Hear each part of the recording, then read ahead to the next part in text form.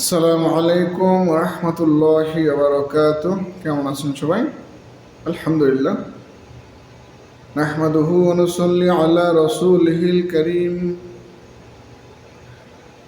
আম্মা বা'দু ফাআউযু বিল্লাহি মিনাশ শাইতানির রাজীম।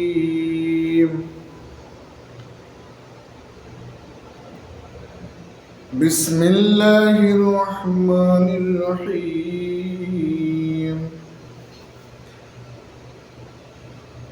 والعصر إن الإنسان لفي خسر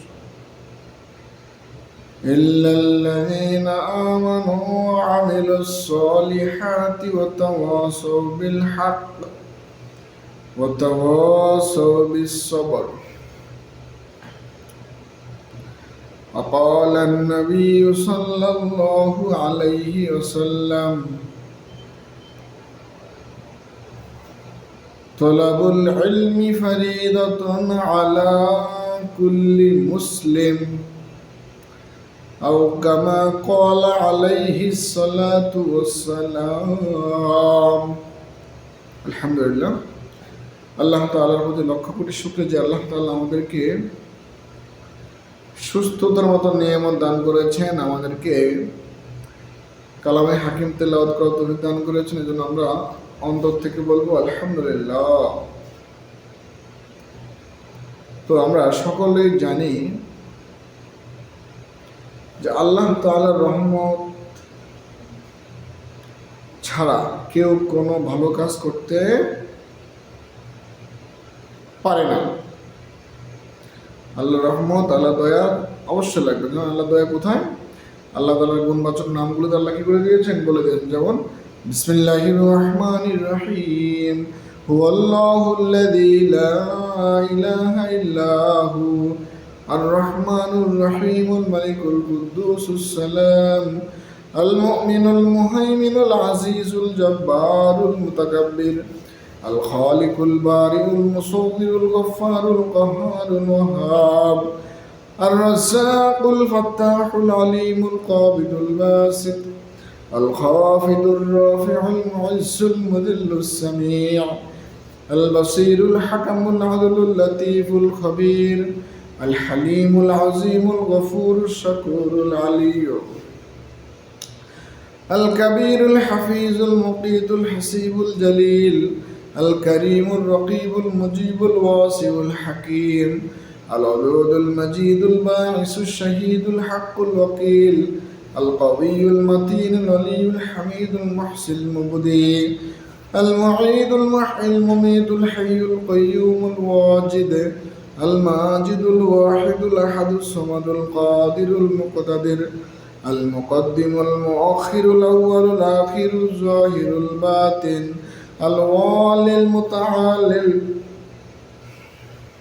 بر التواب المنتقم العفو الرؤوف مالك الملك ذو الجلال والإكرام المقسط الجامع الغني المغني المانع الضار النافع النور الهادي البديع الباقي الوارث الرشيد الصبور. এটা হচ্ছে রব্বে কারিমের গুণবাচক নাম। আমরা এই নামগুলো দিয়ে আল্লাহকে ডাকবো। নবী করিম সাল্লাল্লাহু আলাইহি ওয়াসাল্লাম বলেছেন, ইন্না লিল্লাহি তাআলা তিসআতাও ওয়া তিসঈনা ইসমান মান আহসাহা দাখালাল জান্নাহ। আল্লাহ রাসূল সাল্লাল্লাহু আলাইহি ওয়াসাল্লাম বলেন, যে ব্যক্তি আল্লাহ তাআলার গুণবাচক নামগুলো মুখস্থ করবে এবং সে জান্নাতে প্রবেশ করবে। আমরা এই নামগুলোকে মুখস্থ করব, শিখব ইনশাআল্লাহ। তো ছোট্ট একটি হাদিস বলেছিলাম, যেমন قال النبي صلى الله عليه وسلم طلب العلم فريضة على كل مسلم, অর্থাৎ দ্বীনি ইলম শিক্ষা করা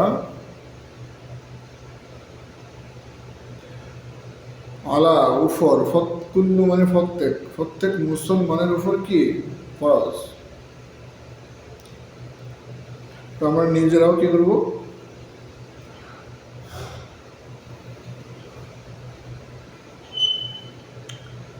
আমরা ইলমে দিন শিখবো এবং আমাদের সন্তানদেরকে ইলমে দিন শিক্ষা দিব ইনশাআল্লাহ। ইলমে দিন শিক্ষা না দিলে কি হবে, তারা ইসলামকে বুঝবে না। তা আমাদের সন্তানেরা এবং আমরাও শিখতে হবে, আমাদের সন্তানদেরকেও শিক্ষা দিব। যেহেতু বলা হয়েছে প্রত্যেক মুসলমান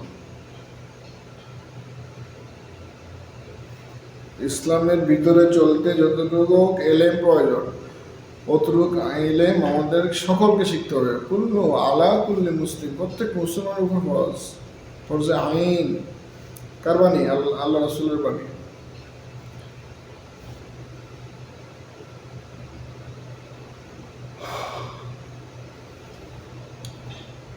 তো আমরা এটা অবশ্যই শিখবো, গুরুত্ব দিয়ে শিখবো ইনশাআল্লাহ। এরপরে নবী করিম সাল্লাল্লাহু আলাইহি ওয়াসাল্লাম একটি হাদিসে বলেন, قال النبي صلى الله عليه وسلم الطهور شطر الإيمان, অর্থাৎ পবিত্রতা ইমানের অঙ্গ। এখন যদি আমরা ওই যে ইলমে দিন না শিখি, আমি পবিত্রতার পরিমাণ বুঝবো? আমি কি কাজ করলে পবিত্রতা অর্জন করতে পারবো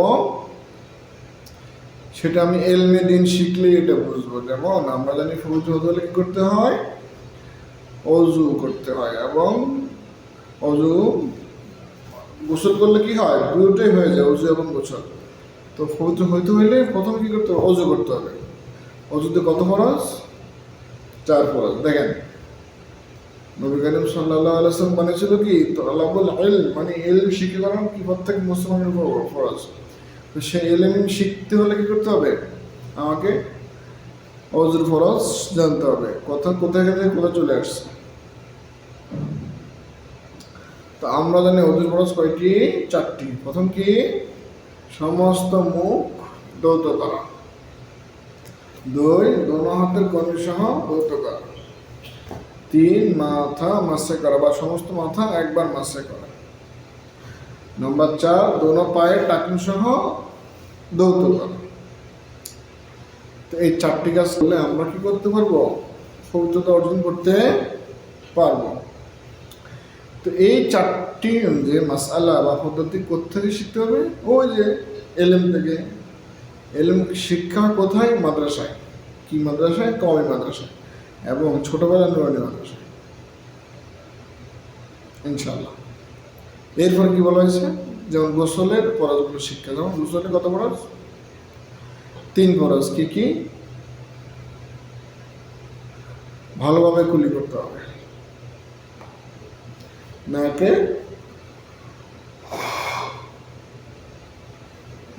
পানি দিতে হবে। 2 নম্বর। 3 নম্বরে সমস্ত শরীরটাকে ভালোভাবে ধৌত করতে হবে। এই 3টি ফরজ গোসলে। এই 3টি ফরজ আমরা কোথেকে শিখবো? কোথায় শিখবো? আমরা শিখবো হচ্ছে ওই তলাবুল ইলম, এলেমের মাধ্যমে ইনশাআল্লাহ। যদি আমরা সেখানে না এলেম শিখি, আমরা এখানে গোসলের ফরজও পারবো না, অজুর ফরজও পারবো না। তো সর্বশেষ কথা হলো আমরা কি করব, ইলমে দিন শিখব। তখন আমরা ইলমে দিন আমাদেরকে বলে দিবে তোমার এই কাজ করা কি ফরজ, এই কাজ ওয়াজিব, এই কাজ সুন্নাত, এই কাজ নফল, এই কাজ মুস্তাহাব।